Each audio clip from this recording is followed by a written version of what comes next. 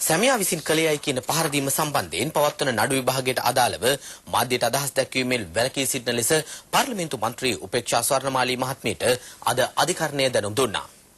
මෙම දැනුම් දීම කෙරුණේ මන්ත්‍රීවරයා හා ඇගේ සැමියා අද යලිත් නුගේගොඩ මහේස්ත්‍රාත් අධිකරණයේ පෙනී සිටි අවස්ථාවේදී. මෙහිදී මන්ත්‍රීවරියගේ සැමියා වන මහේෂ් චමින්ද මහතා වෙනුවෙන්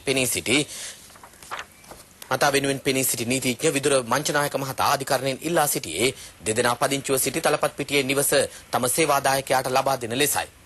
එහෙත් තවමත් උපේක්ෂා ස්වර්ණමාලී මහත්මිය එම නිවසේ සිටින බව ඇය වෙනුවෙන් පෙනී සිටි නීතිඥ ෆයිසර් මුස්තාපා මහතා දැනුම් දුන්නා.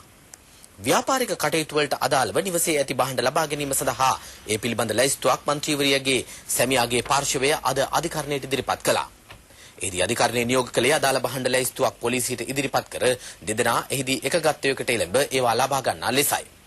උපේක්ෂා ස්වර්ණමාලී මහත්මියට පහර දුන් බවට වන චෝදනා මත ඇගේ සැමියාට එරෙහිව මිරිහාන පොලිසියේ කාන්තා කාර්යාංශය මෙම නඩුව ගොනු කර තිබෙනවා.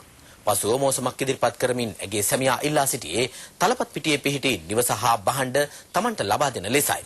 මේ මාස 2 වෙනිදා යලිත් පෙනී සිටින ලෙස අධිකරණය අද දෙදෙනාට දන්වා සිටියා.